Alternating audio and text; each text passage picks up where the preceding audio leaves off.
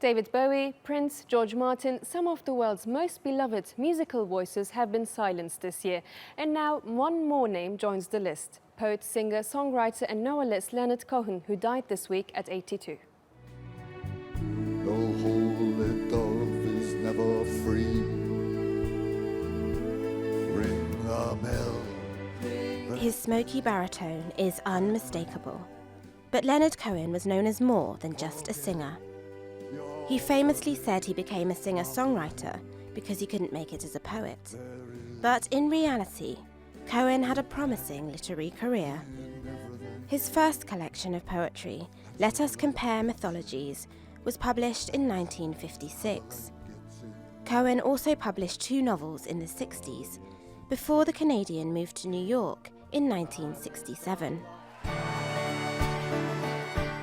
He released his debut album, Songs of Leonard Cohen, in December 1967. It was bleak in tone, but hits like So Long Marianne endured throughout his long career. It was about his lover and muse, Marianne Helene, who Cohen met on the Greek island Hydra in the 60s. I'd like to try to read your palm. Every train bird you keep. By the mid-70s, Cohen had released 3 more albums and toured the US, Canada and Europe. His dark folk style and distinctive voice won him legions of fans, but it was also his moving, intelligent lyrics that made him so popular. She was nobody's wife. I've heard there was the secret chord. That was never more evident than with the release of Hallelujah in 1984, the most covered of all his songs. Well, it goes like this: the 4th, the 5th, the minor fall and the major lift. Baffled king composing hallelujah, hallelujah. After becoming interested in Zen Buddhism and moving into a monastery, he returned to the limelight with the well-received 2001 album, 10 New Songs. It wasn't all smooth sailing, however. In 2006, Cohen discovered his manager had embezzled more than $5 million from him. He began touring again 2 years later. He admitted he needed the money. Just before his muse Helene died in July, Cohen wrote her a last letter. Our bodies are falling apart, and I think I will follow you very soon. Know that I am so close behind you that if you stretch out your hand, I think you can reach mine. It was to prove prophetic. On Thursday, Cohen's official Facebook page bore the following message.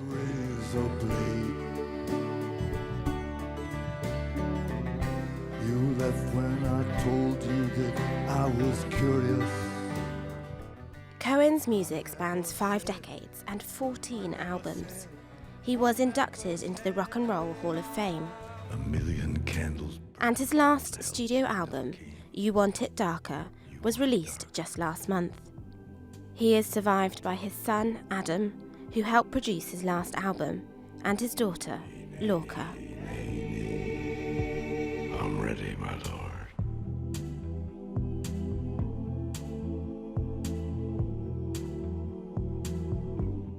This year, the world already mourned the loss of 3 legends, Prince, David Bowie and George Martin, and now the 4th. Canadian singer, songwriter and poet Leonard Cohen has died, aged 82.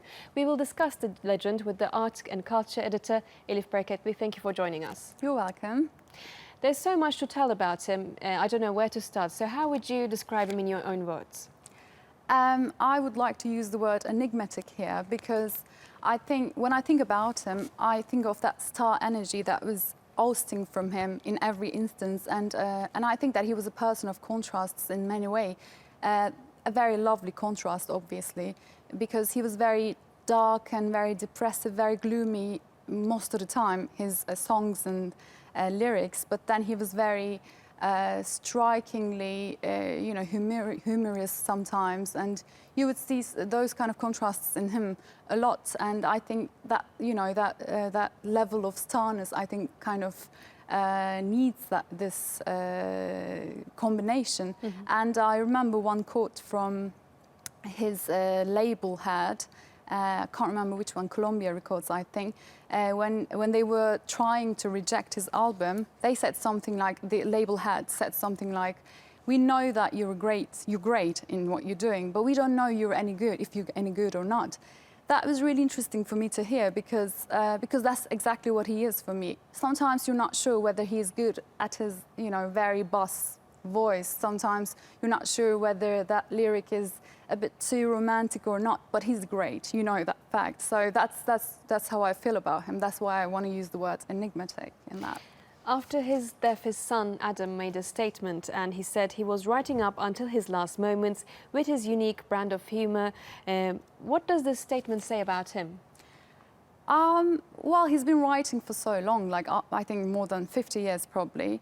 He had been, and I think that says that he didn't take writing, or he didn't take music as a career. It was like a existential necessity for him, because when you're over 80, you don't really think about your career, do you? You retire, but he didn't do that. So I think that shows, that kind of relates to why he was so successful, because when you're passionate about something, that's very visible. That's especially visible in these kind of facts about someone's life. And he himself said that, "I never have the feeling of retirement. I never feel like there is some sort of, retirement is going to come, or there is a jackpot or something like that." He just released an album last year, didn't he? Yeah, so can you imagine, like, most of us here just waiting for our retirement and, moving to a warm country, beaches, and he never did that, because it was that level of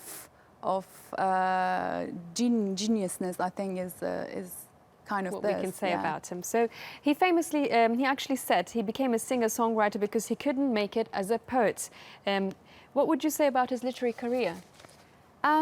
He published 2 novels, I think, and a collection of poems.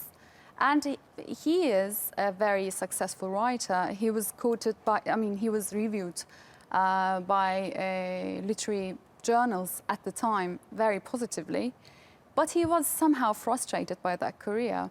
So what does this say to us about him? Because he was apparently very successful, but he was frustrated.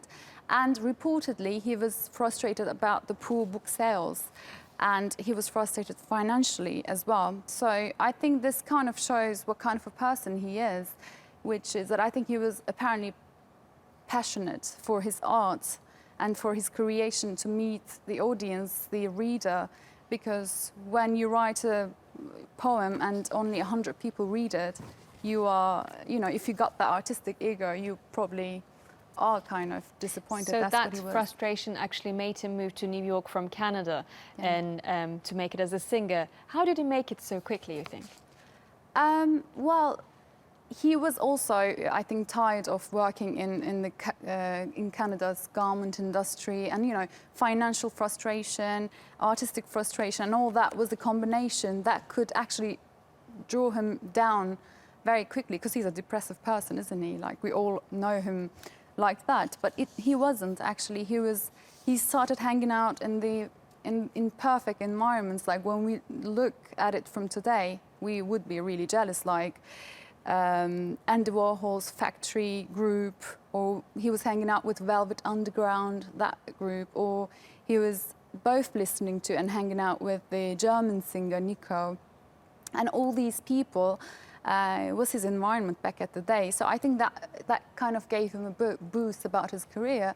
Not career, I don't want to use that word, but it just somehow flips my tongue. But so later he started collaborating with folk singers. He was only writing the lyrics. Like, I think, let me check my notes. Judy Collins was the first folk singer that he collaborated with. Actually, she kind of discovered Leonard Cohen's talent in New York. Then came other people like James Taylor and then later, I think after the 60s, in the 70s, he started touring and he became an established singer-songwriter. He released 3 albums in the 70s, and first one was to release in 67, and 3 albums just in the 70s. So how would you say it influenced, or how influential was his music, could we say?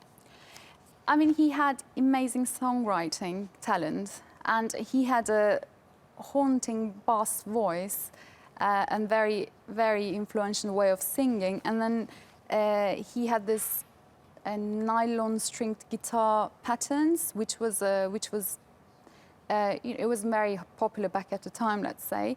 And he had a passion for music, most of all, and touring, for example. He toured a lot, and I think that connection with the music listeners, the audience, was also very important. This combination makes it inevitable for a singer-songwriter, for a writer, to be extremely successful and very influential, I think. So it was the best of combinations that made him so successful.